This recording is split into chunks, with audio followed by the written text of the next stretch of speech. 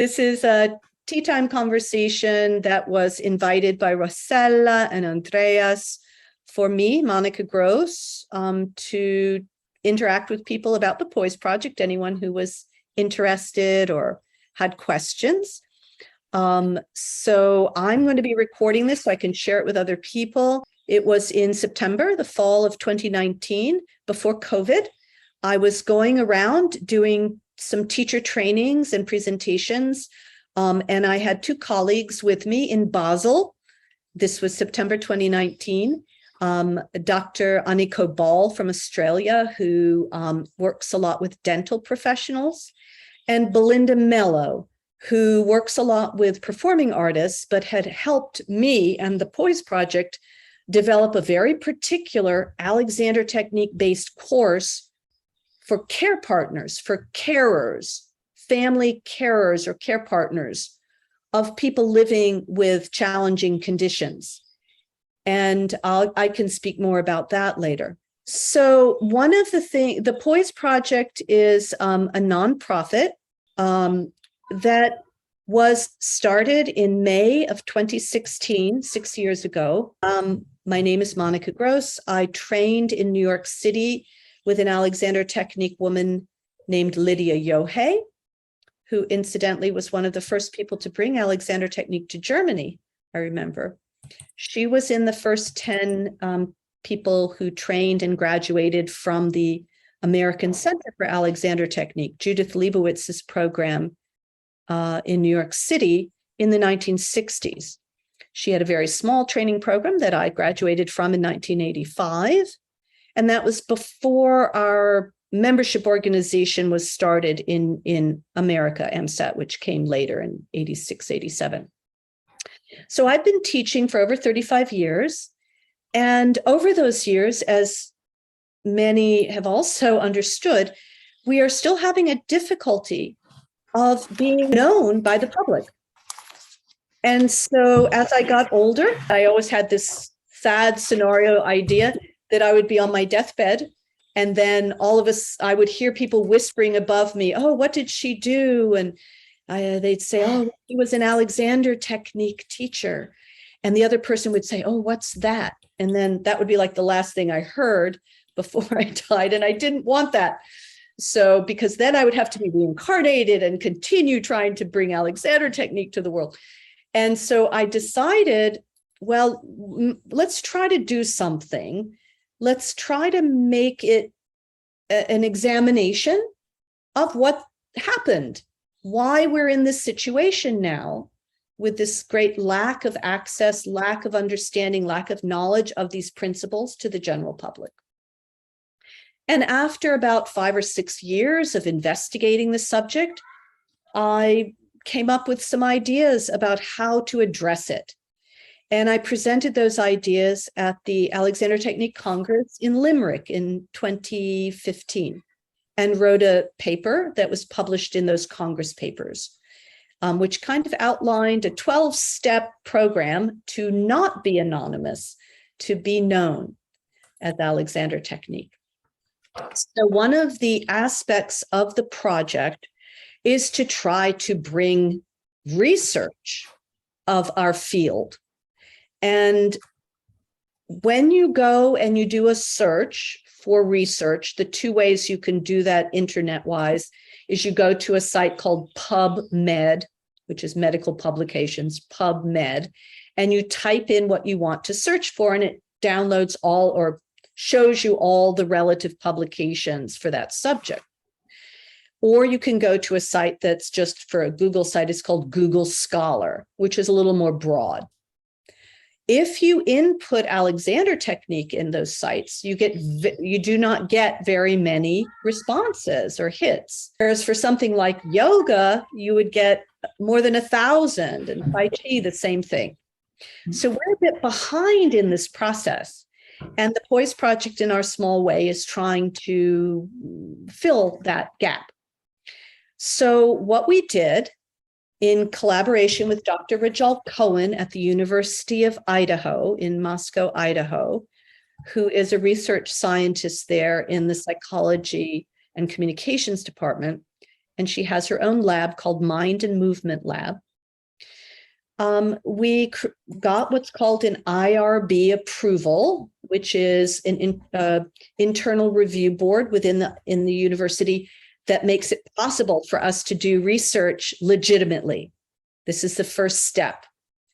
And we propose to do research about Alexander Technique-based programs or courses, initially for people living, caring for people living with Parkinson's. And then next, a very specific course that we designed, which was designed for people living with Parkinson's and their family members, their care partners, their spouses or family, to take the course together.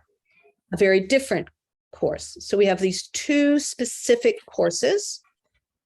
And then we proceeded to do what you might call feasibility studies to see if it would even work, if you could even do it. And secondly, pilot studies, which actually looked at what the outcomes were, just multiple different ways of doing that. So we were learning a lot along the way. Rajal had never done what's called clinical research. Clinical research is what I'm describing, where you design something and what's called an intervention or an approach program. You deliver it to people, and then you collect the outcomes from that. And then you write that up, either in abstracts, and then create posters that are presented at conferences, or more specifically, you write it all up in an article and submit it to what's called peer-reviewed journals, scientific journals. And if they're approved by the peer review, then they get published. And that's really the level that we need to be at with Alexander Technique research. It's a very laborious process, time-consuming. So we took these two courses, the one for the care partners and the one for the people living with Parkinson's, and we did studies with them. And then COVID happened. So literally in my state, North Carolina, March 16th, 2020, everything shut down. We were just launching a new course. It had been fully enrolled for people living with Parkinson's. So I immediately turned it into an online course. And I've had experience. I've been teaching Alexander Technique to individual clients for a little over 10 years via Zoom or Skype at that time. So I had experience with that, but not in this group setting, and certainly not with people living with Parkinson's. We figured out a lot of things. And then we did the same thing with our care partner course. We began to do that through an online means.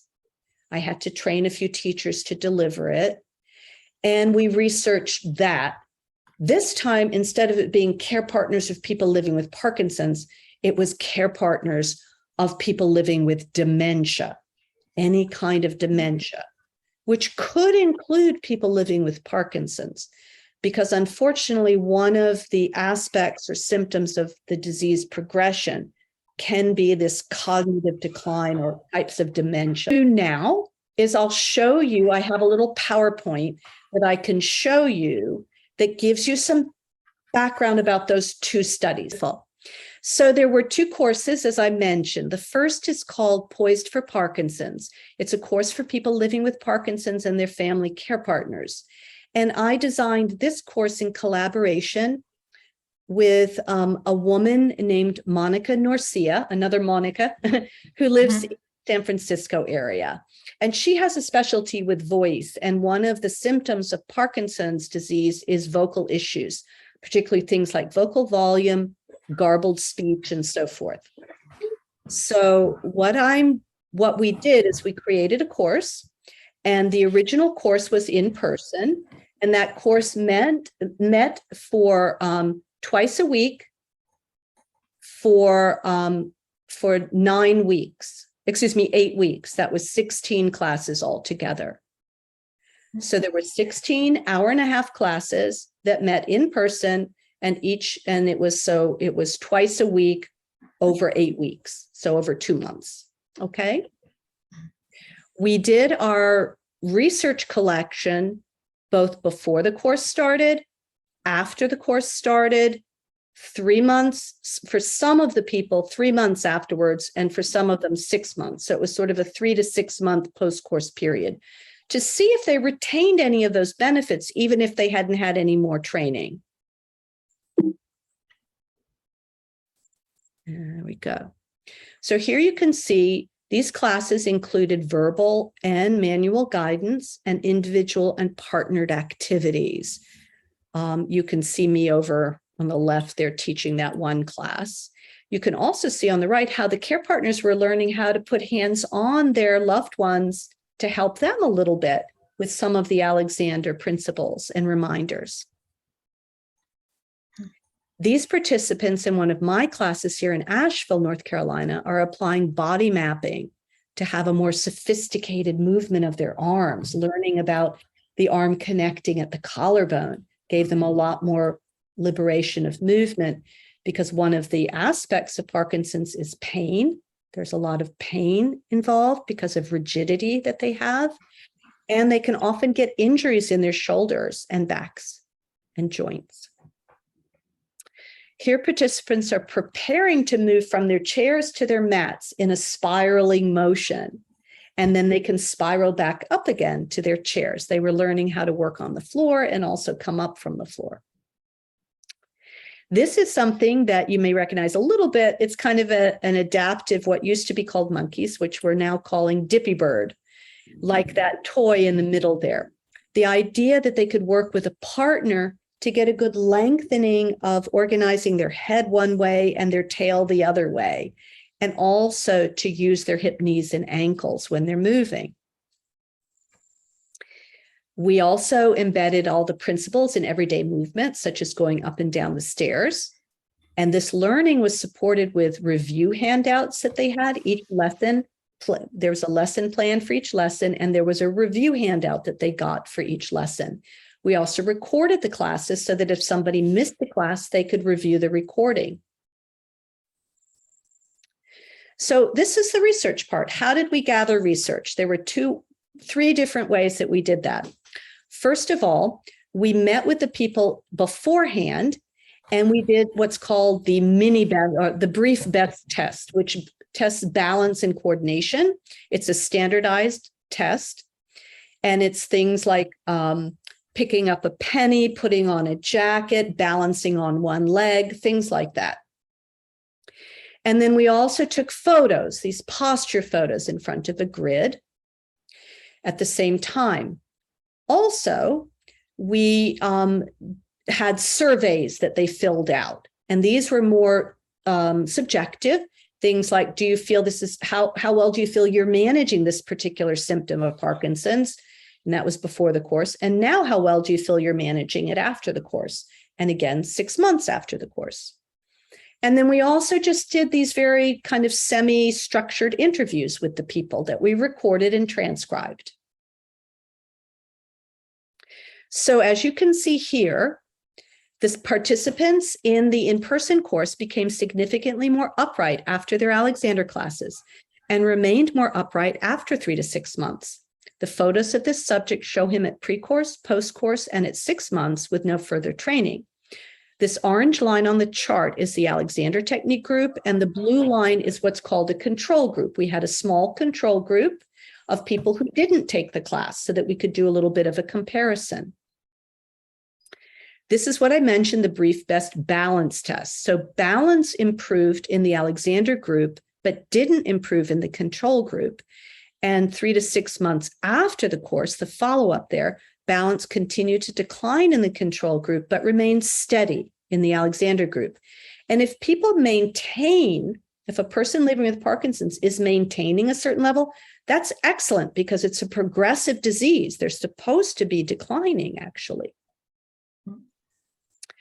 Motor performance in general improved after the course in the Alexander group, but not in the control group.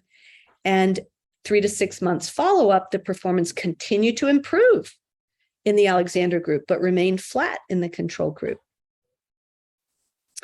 And finally, at follow-up, the Alexander group also reported improvement in managing Parkinson's symptoms, such as dyskinesia, which is involuntary movement that can happen as a symptom, and anxiety, which is known as a non-motor symptom of Parkinson's.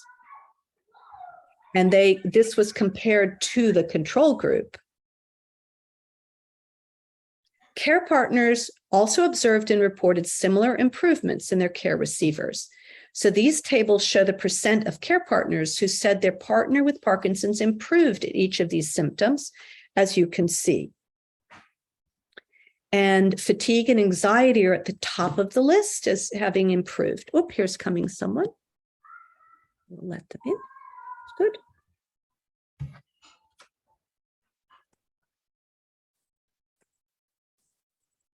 Okay. Hello, if you've joined, welcome. Can you hear me? Sandra? Yes, I can. Thank you. Yes. Great. You're welcome to either turn your video on or not. I'm just doing there's a few other people, I think just Karen right now. And I'm talking about some of the research we did with the Poise Project. Are you familiar with the Poise Project at all? I've heard of it, but no, I'm not that familiar with it, to be honest. And you're in England, perhaps? Yes, I'm in the UK, yes. Okay, well done. So what I was in the middle of presenting is some of the research that I did in partnership with Dr. Rajal Cohen at the University of Idaho, who's a research scientist there and also an Alexander Technique teacher. And we designed 2 specific courses, one for people living with Parkinson's that they took with their family care partners or carers together. And separately, a course that was just for carers, just for people caring for people living with Parkinson's, and later people caring for people living with dementia. So I was just presenting some of the research that we did. I'm also recording this, so it will be available for you to listen to that first part that you might have missed, okay? Thank you. So in this course for people living with Parkinson's, the care partners made these observations. We did post-course interviews with everyone, and they said that they observed changes in the person they cared for, usually a husband or wife. Occasionally it was a parent, but usually it was a husband or wife. And they mentioned this person walks on her whole foot rather than on tiptoe a lot more now, because something called festination, walking rapidly on your tiptoes, is a symptom of Parkinson's as it progresses. More of a general sense of emotional ease, so we would say the non-motor symptoms were enhanced as well. Overall, he feels better, he's more active, he's more aware of posture, more aware of voice. And then on the side there, that's the percentage of respondents who said that the person they cared for had a particular symptom and that they felt they were doing better after the course in managing that symptom. Oops. So then we had to move it online, and you can guess why. So March 2020, we began to move our Parkinson's course online. And for the study, we managed to include quickly 3 online courses over a period of from March of the first one we studied was in like the July 2020, and then the last one finished around August or September of 2021. We did courses during that time. And these did not have a control group for comparison. It was just the people who participated in the course. And you can see we had 15 people living with Parkinson's and 12 care partners in those 3 courses. And all of that brief best balancing test that had been done in person when we did the in-person course, we had to do it via Zoom with a research assistant from Idaho. And the care partner helped set up the home so that we could do these balance tests and functional movement tests. It was very challenging and apparently ahead of the curve for a lot of people doing research during this period. We really were on top of the situation of gathering information about online delivery of an embodiment course, a cognitive embodiment course. It was quite intriguing. So that's how we turned our lemons into lemonade. So here you can see that again, we taught the functional anatomy, the body mapping, to improve the body schema. You can see I'm teaching them about the jaw.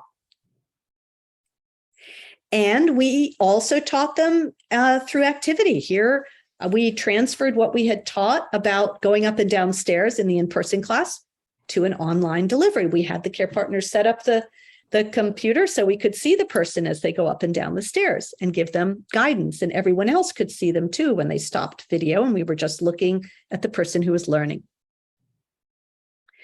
You can see here a comparison of teaching about mapping knees in the in-person class and how we did it then in the Zoom class, where the care partner helped map the knee for the person living with Parkinson's and vice versa. They were both learning together. So finally, here's a participant doing what's called simulated eating, lifting up beans with a spoon from a bowl and moving it to a jar. And so for this task, 80% of the participants improved in both the simulated eating task and also in this task on the right, which is called functional reach, standing still and reaching as far forward with your fingers and arms as you can. And you can see beautiful changes in the lady on the left and in the gentleman on the right after having had the course. So on average, they decreased simulated eating times by 26%, which is better. They did it quicker, and increased their forward reach by 37%. That's really significant. Here you can see that 80% of the participants also improved in their upright posture. And 100% of the participants with bradykinesia or rigidity reported improved ability to manage those symptoms. Here you can see them doing a sort of calming movement and breathing movement.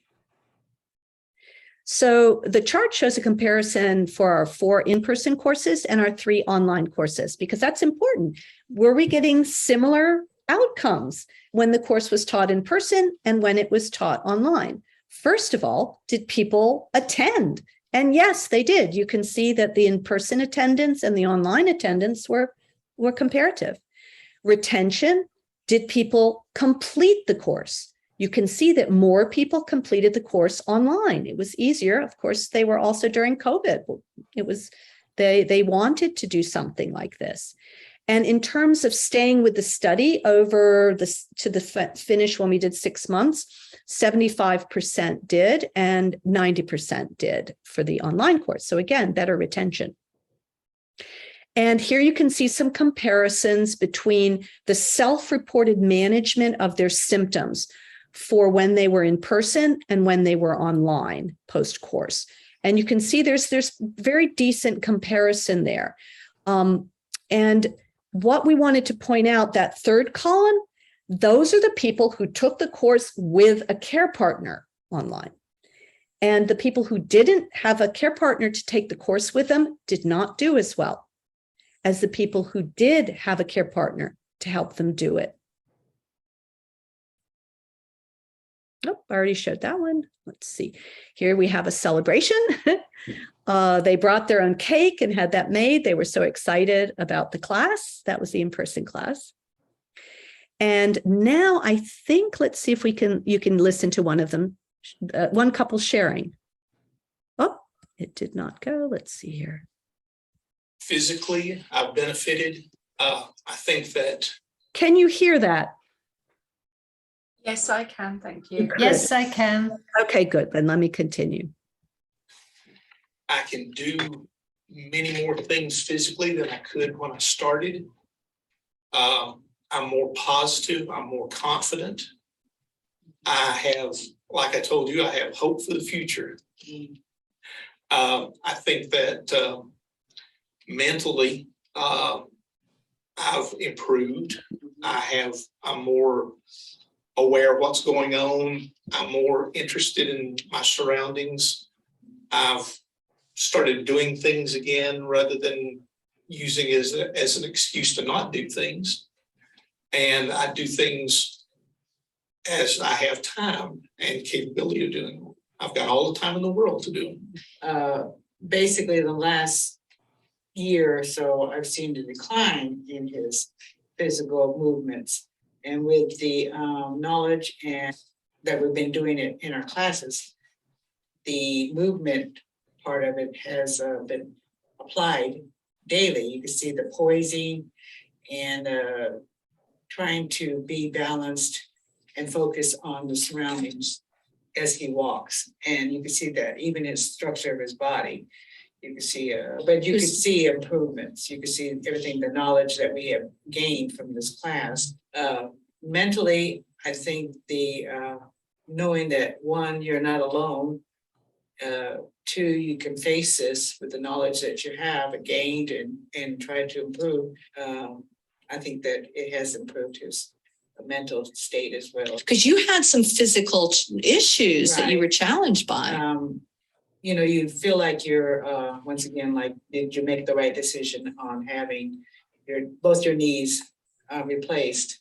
I know that they gave me physical therapy, but and I think these classes told me that, you know, you can have, even if you don't have Parkinson's, the walking movement, you know, showing me how to poise myself, how to perceive the area and then go forth.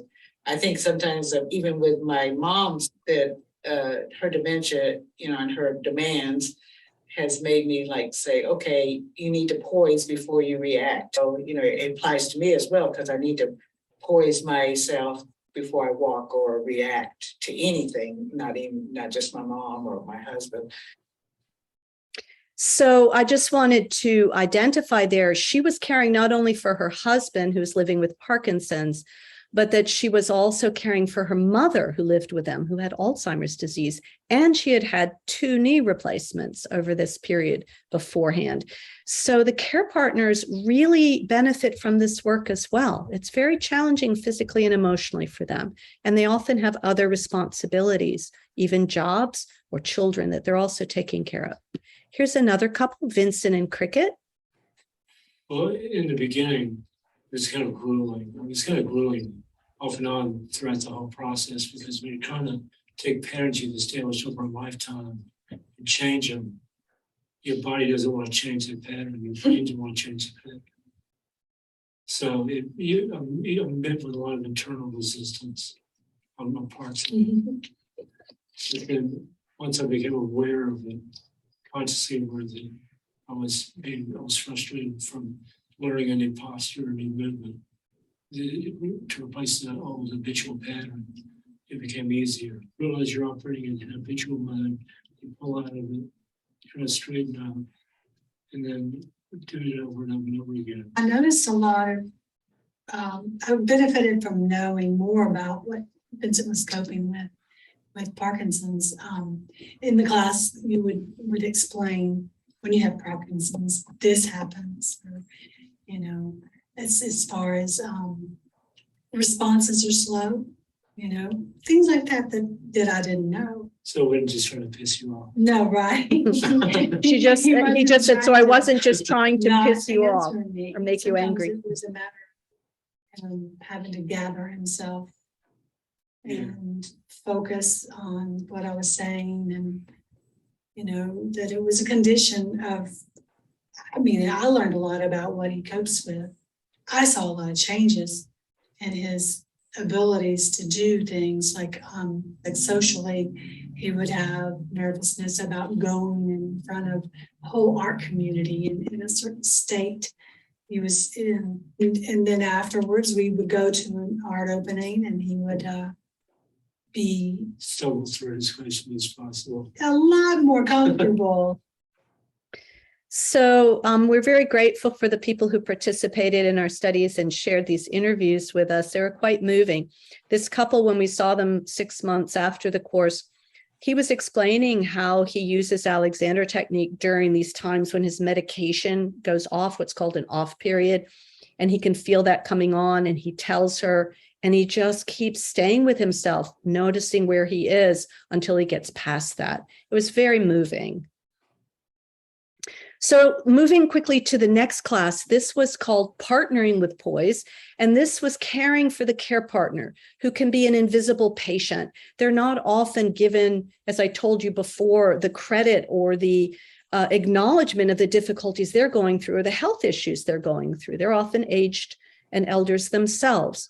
So in our in-person care partner course, which was designed in collaboration with Belinda Mello, who's at the AT Congress right now, who is a teacher in New York City and works primarily with performing artists, but her father had Parkinson's disease. So she and my mother had Alzheimer's disease. So we both had that personal experience of being a family care partner.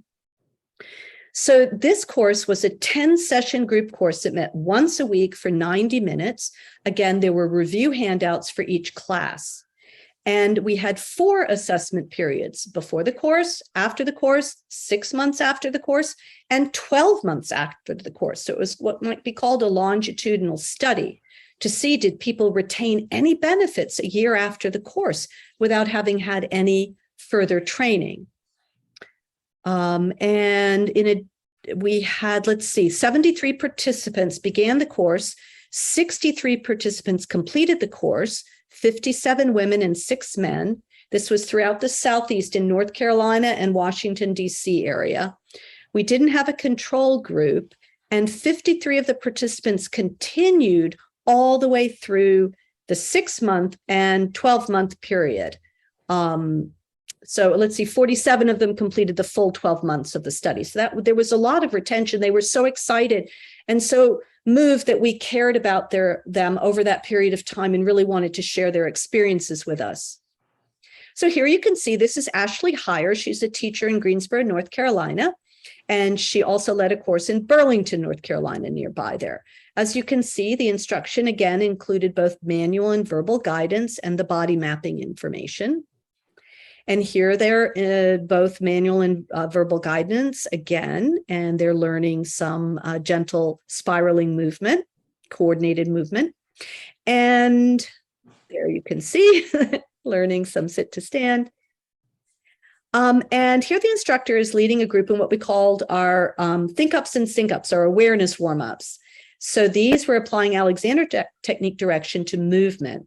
On the right, a couple is mapping trapezius muscles with one another, a couple. And again, this is a couple that were care partners.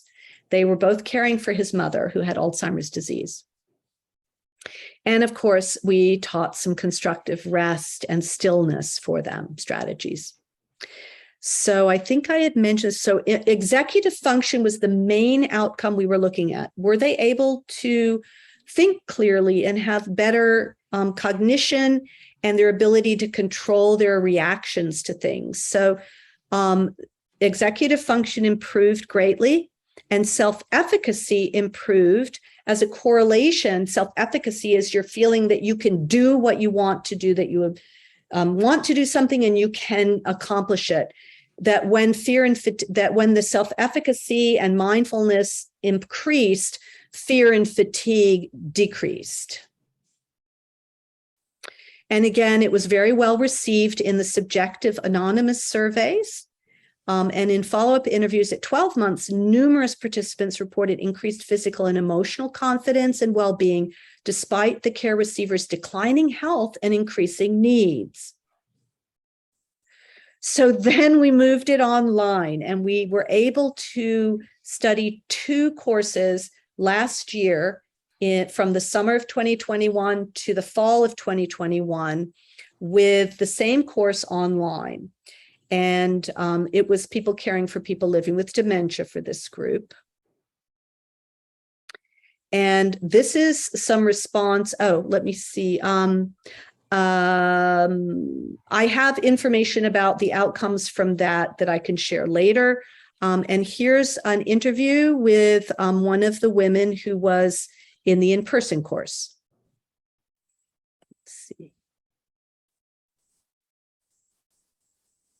I think there were emotional benefits. I think there were physical benefits, and I think there were social benefits.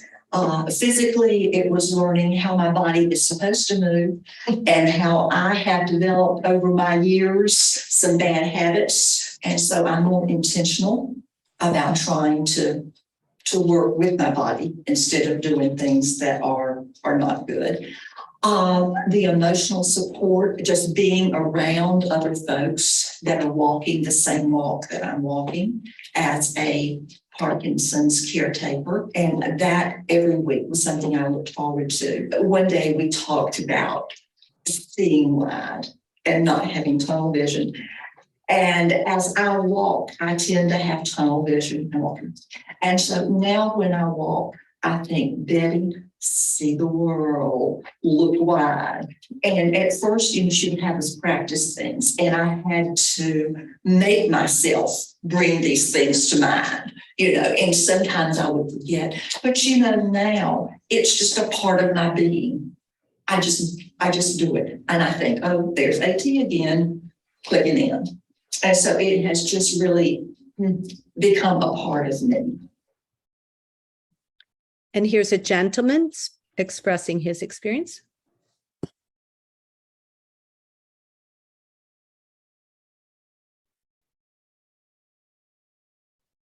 Well, there's several things that I really remember. One is the I am. Another is the pause. Another is bend from the hip sockets, not your waist.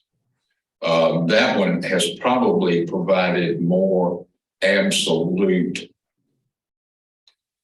usage than any of the others, because I find out that I'm bending over a lot more than what I thought I used to bend over.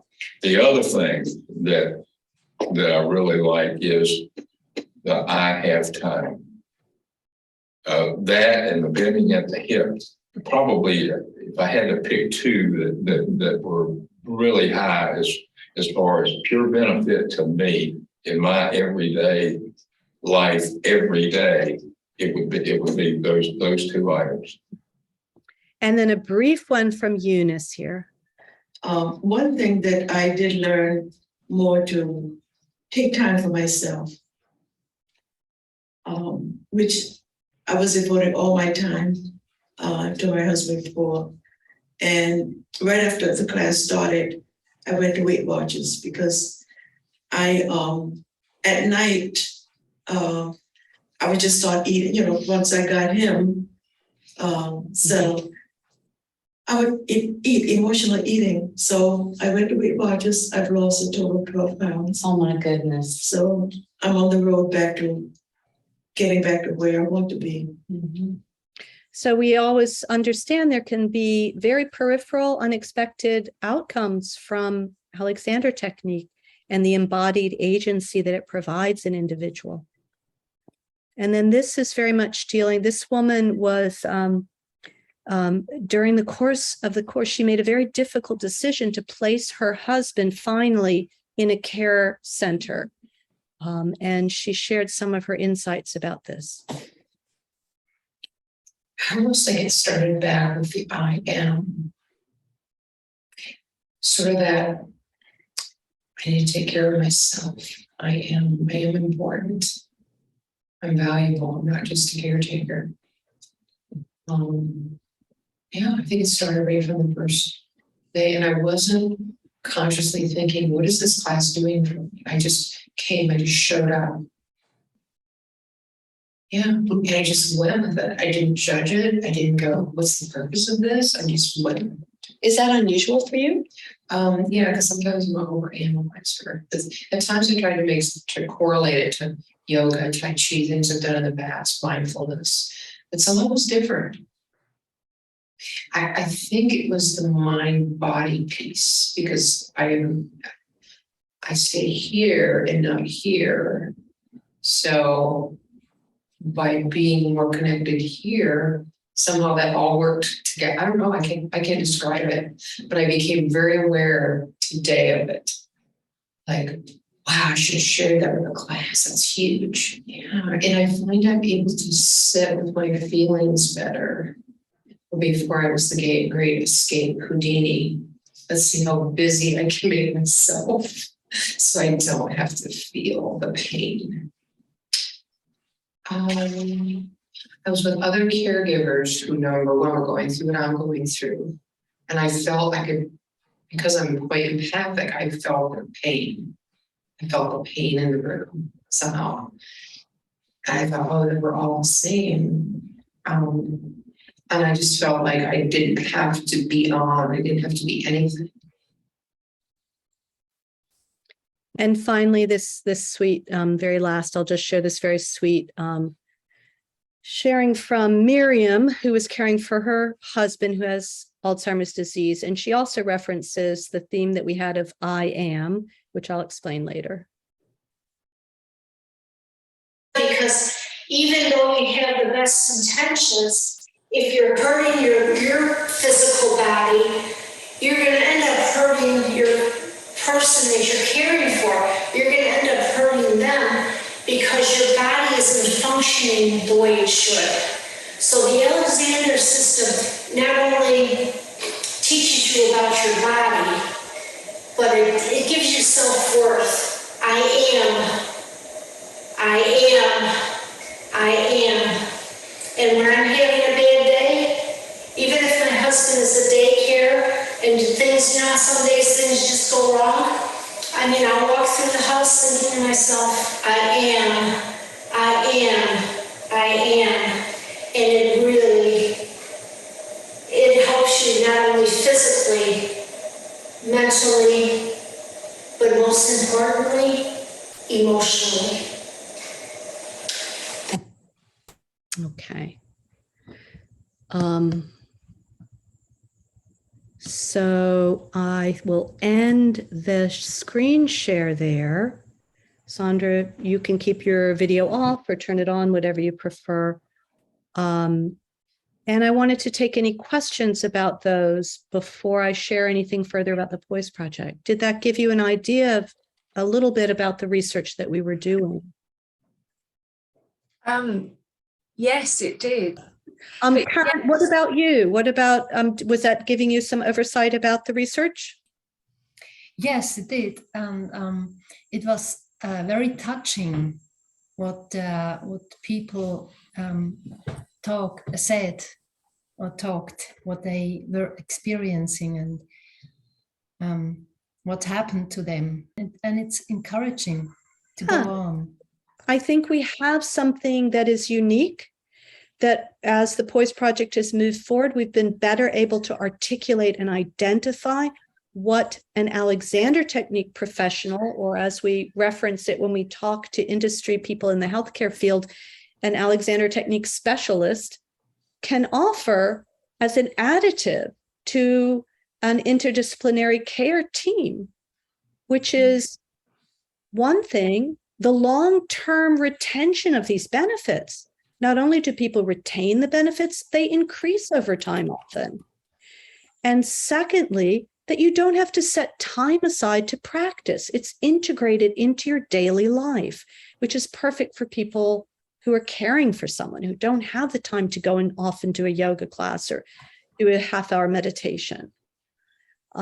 And then this aspect of what we're calling, Regina, I've come, embodied agency. It's one thing to have agency where you can say, no, don't do that. I don't want you to do. But when it's embodied, when you're experiencing your integration of yourself, the coordination of yourself in those moments, and you're able to say, this is me, that's you, the person I'm caring for in this situation. I am here, you are there.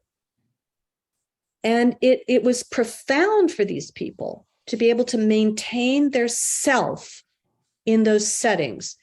One of the researchers that we were referencing, Leonard Perlin, did lots of studies with caregivers and said that the risk they have is what's called loss of self. They get immersed in the role of caregiver and they are just engulfed in it. And all they can think about is the other person. And they start to have issues themselves. And often they overpower the person they're caring for and maybe do too much for them and so forth. And their health suffers. So we were very successful in this. And then being able to figure out how to do this online effectively is something that we now wish to train other Alexander professionals in these techniques and strategies that we have. So were you going to give any feedback there, Sandra, as well, before I might share something else? I was quite taken with them, several of them saying it taught me to take time. And that seemed to come up again and again. And that it made them care for themselves. But I was very interested with, I take time now. And both carers and sufferers said that. And also really quite interested with the gentleman who said about moving from his hips and not his waist, because that's something I work with a lot with people who are not sufferers, just ordinary pupils. And I noticed that once they get the idea of that range of movement from their hips, things open up for them. So I thought it's clearly the same with someone suffering with Parkinson's, that power is there as once they can bring that to mind and feel comfortable with that movement. But it was the taking time. Yeah. That was really interesting because that was across the board. You really spotted that because each of the classes, whether it was for a person living with Parkinson's or for the care partner course, we would have a theme. And the very first class theme is always I am. And this is very profound because a person living with Parkinson's is losing their identity. They become defined by being someone with this disease. They are the Parkinson's patient, as opposed to a person who's challenged by this disease as they've been challenged by many things in their lives. And it's an aspect of who they are. In the case of a care partner, you saw, I am, I am, I have worth myself, my needs matter.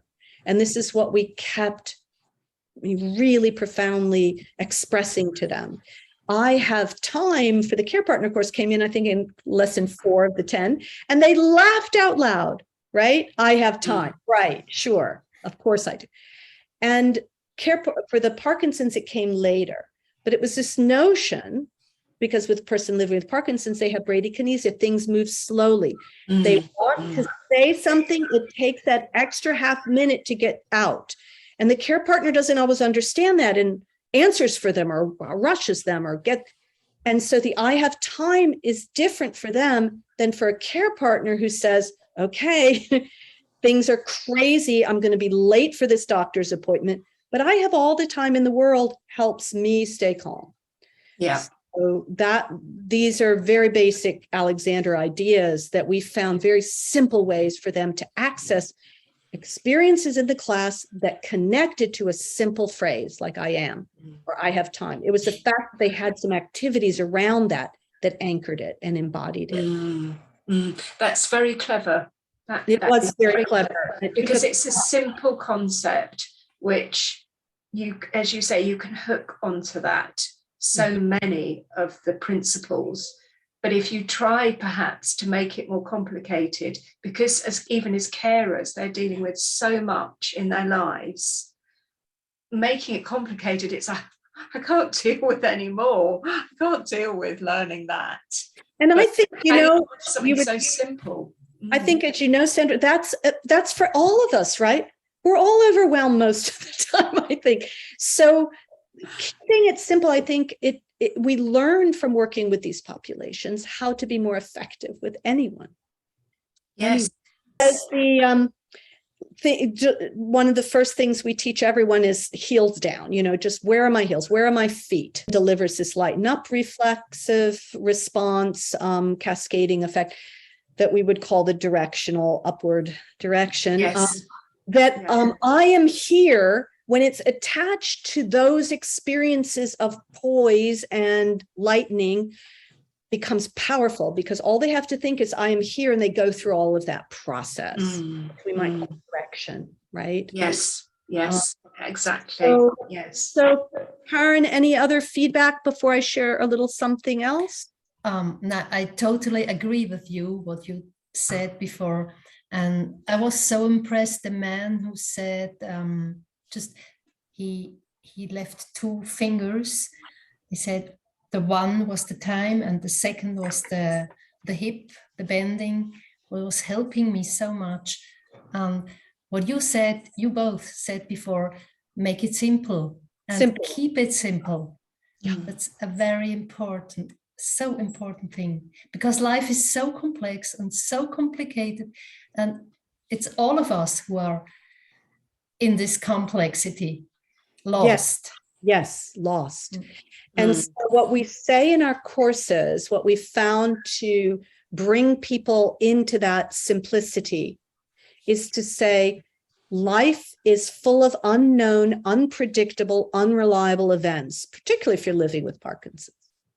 And so let's bring our attention back to 2 things that are always reliable: the laws of physics and your anatomy.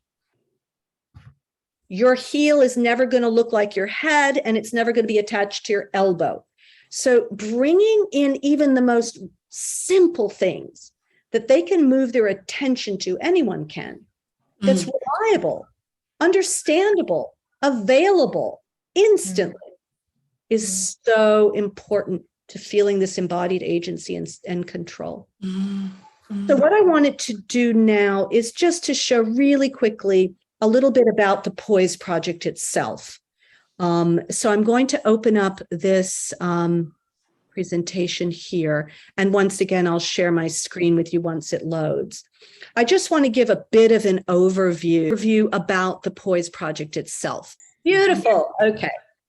So yes, what is the Poise Project? Well, as I had mentioned before, it was started in May of 2016 out of my need to address this issue of the lack of recognition of Alexander Technique in the world and the lack of access to it and availability of it across broad socioeconomic groups. So our mission is to help the general public maintain poise, dignity, and personal growth throughout all stages and challenges of life through the principles of Alexander Technique. So we are committed to removing barriers and making Alexander Technique training available across broad socioeconomic groups and to those with chronic conditions. Okay, so we'll look a little closer at that. So what's our challenge? Our challenge is we have an ambitious plan to ensure that the public can maintain poised personal growth and dignity throughout their lives. And we believe everyone should have access to these principles by the age of 21. Along with reading, writing, and arithmetic, we want this kind of somatic education or embodiment education to be part of 21st century public education. This is the ultimate goal. And I myself had my first Alexander lessons and training when I was 19 years old as part of my theater training at the North Carolina School of the Arts, where I got my BFA degree. And I've had it during my 20s, my 30s, my 40s, 50s, 60s, and I hope into my hundreds. And it's made such a huge difference every level, every, growth period of my life, my personal growth. So we use a centralized approach to unite population and industry-specific teams, and we comprise them of students who want to advocate for Alexander Technique and people within the industries who also are forward-thinking and want to advocate for it. And then finally, Alexander professionals with some experience or training in those particular fields. So what do? We start with the question, whom do we want to help? And I'll look at that in a moment.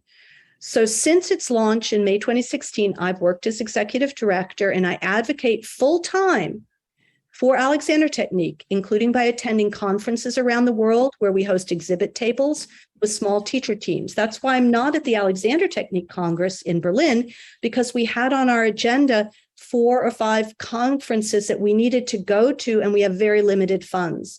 And there wasn't funding from the Alexander Technique Congress to bring someone there. So we had to focus on these sorts of international healthcare and educational conferences instead this year. So we have 8 essential actions to create and deliver Alexander Technique principle-based programs for target populations is number 1.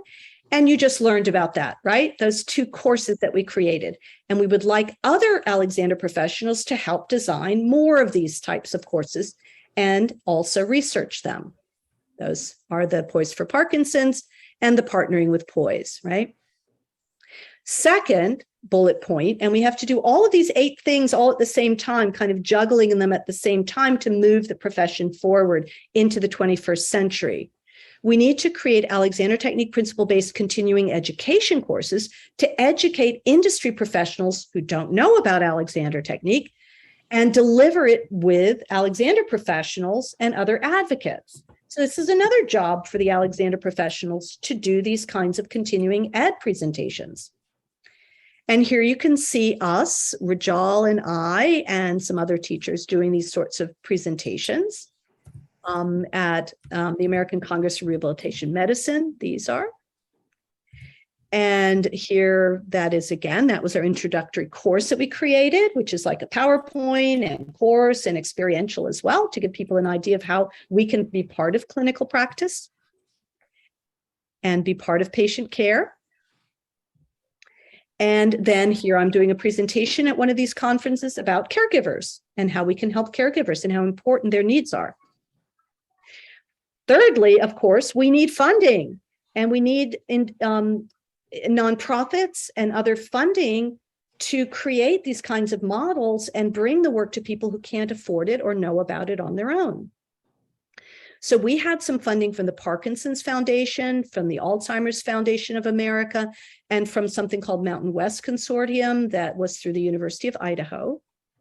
And then you can see that there's also been funding over time from the NHS, the Victorinox industry, and this, and for us in Washington, D.C., Iona Senior Services funded a course. So we need to look at government funding much more deeply.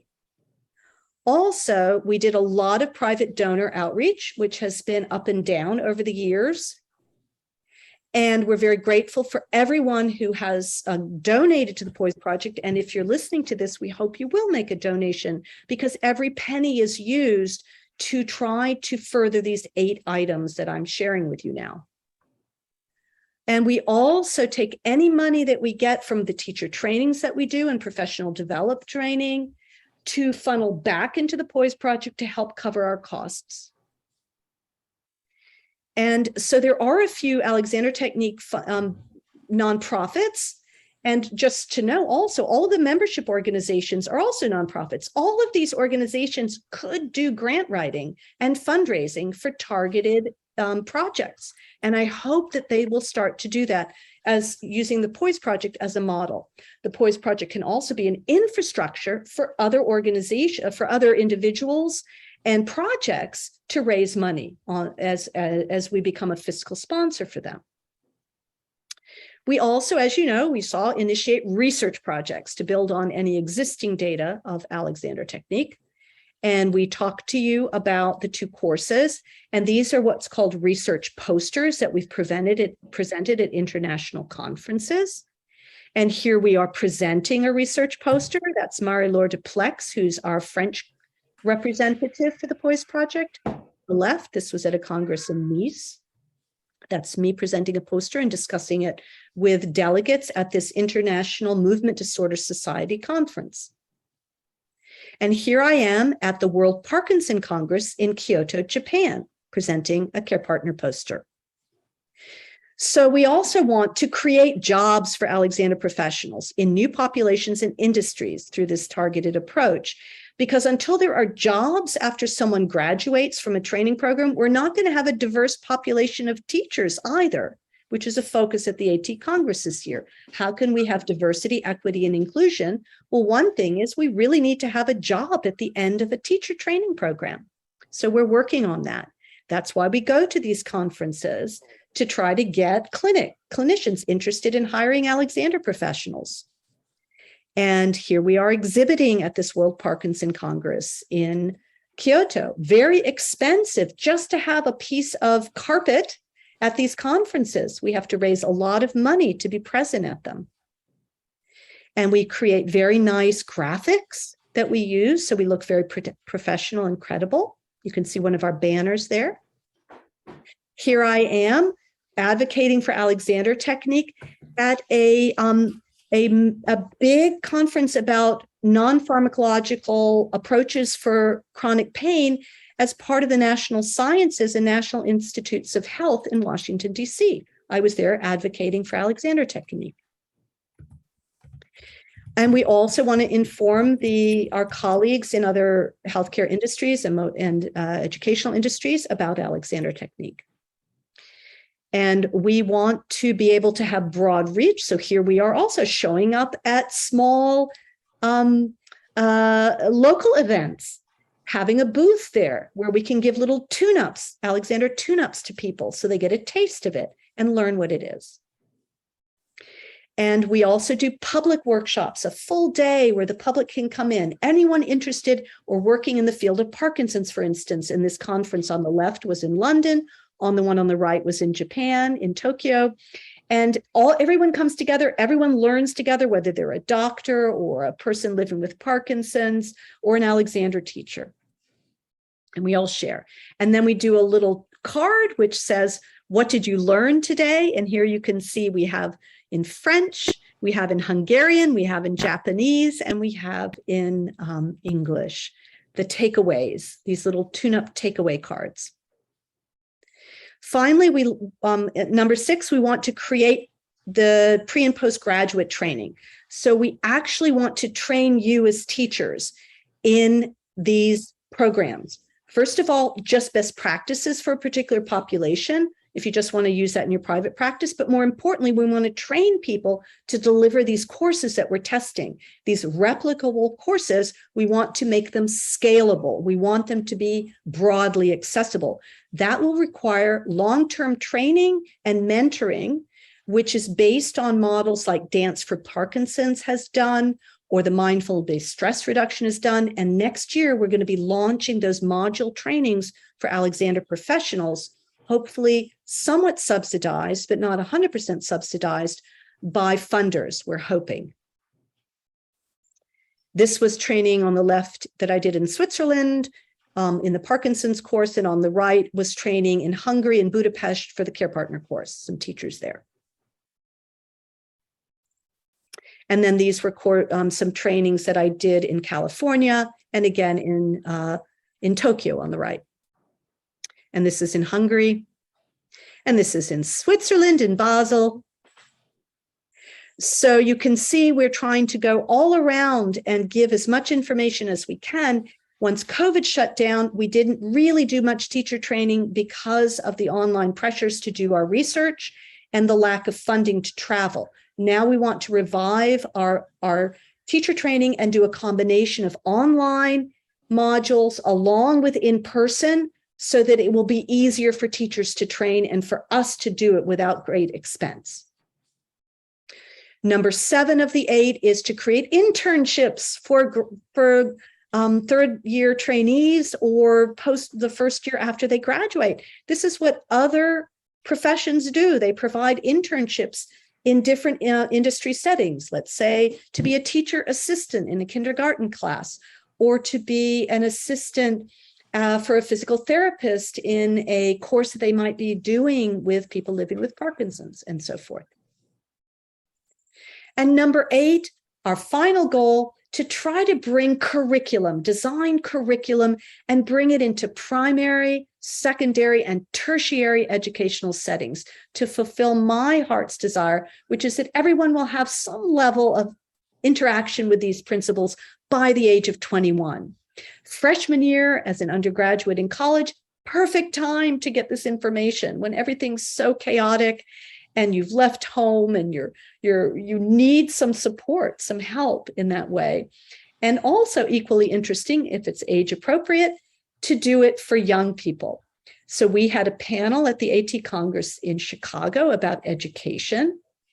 And we also partner with the Developing Self-Education course, Sue Mary and Judith Kleinman in UK, who have been doing so much about pulling together curriculum for primary, secondary, and tertiary education that's mostly been focused towards performing arts programs, but can be adapted to any public school or private school setting. And so we're working with them, and the next step is to research these curricula so that they can start to be replicable and scalable and found in broad settings of schools. So we use a 12-step program. This is the 12-step program that I identified in my article in the the Congress papers from 2015, the Limerick Congress. We start by asking a question, whom do we want to help? Then step one is identify the industries that will connect us to that target population, right? For instance, movement disorder specialists, we want to talk to them, but if we want to teach children, we have to work within educational settings.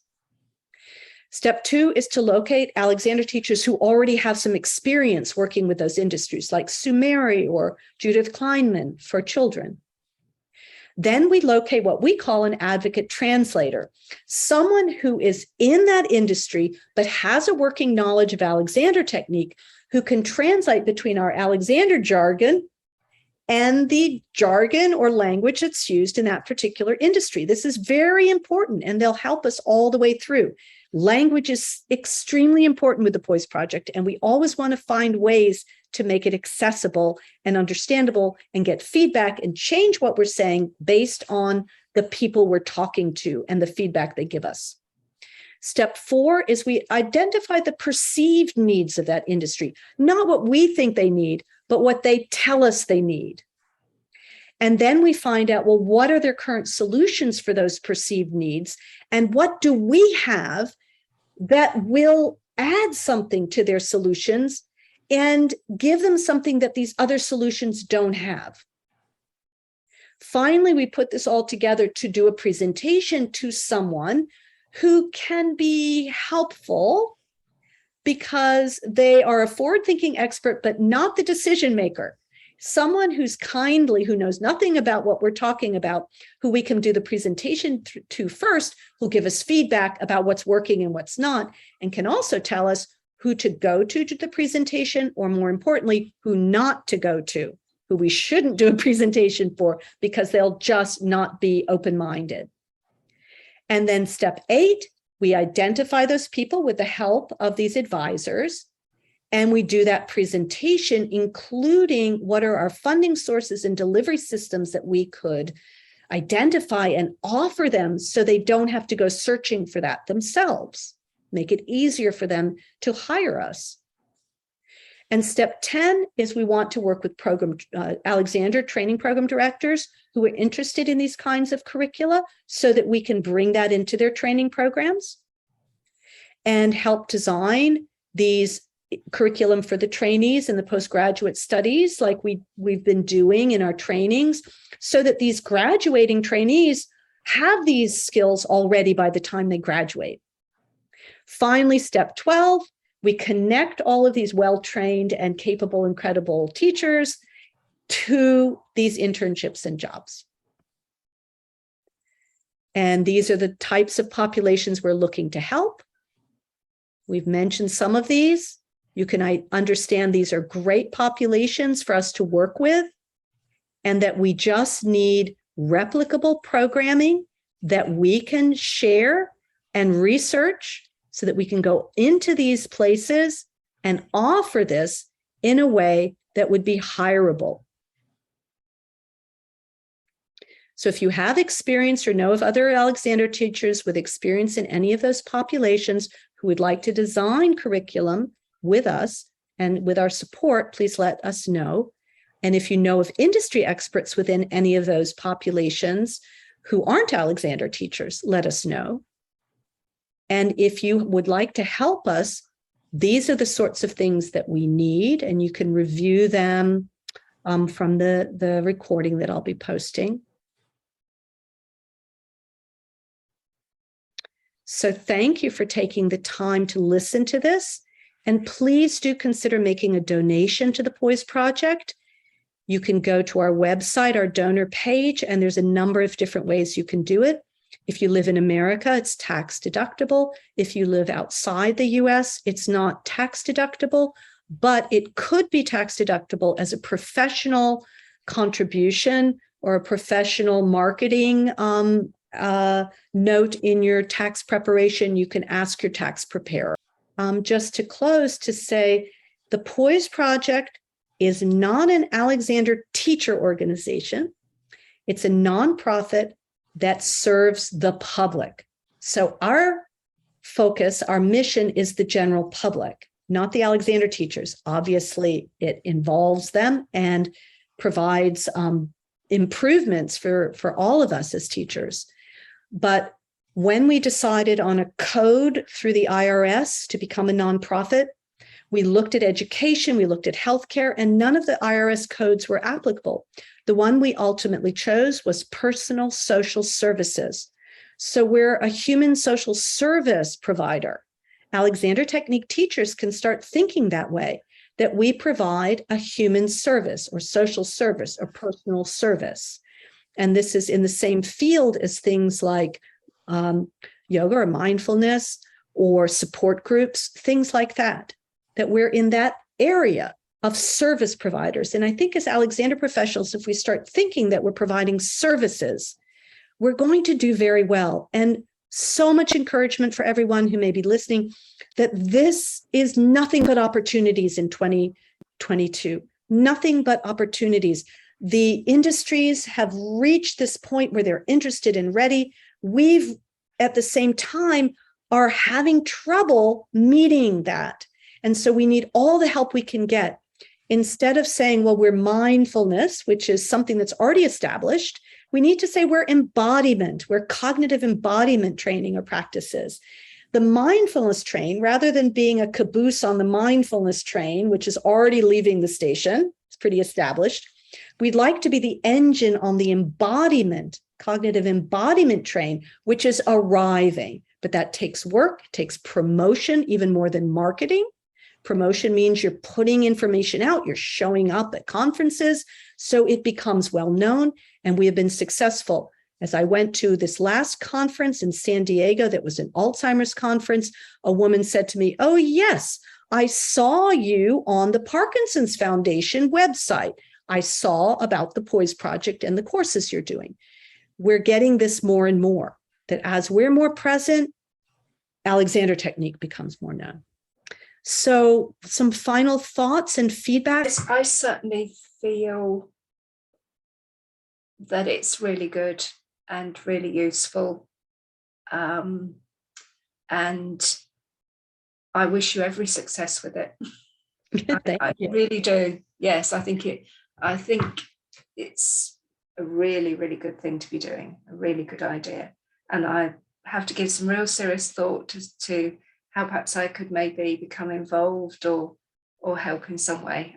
I think it's a really well thought out, worthwhile thing that you're doing, and I'm very impressed. Thank you. Karen, do you have some feedback and comments?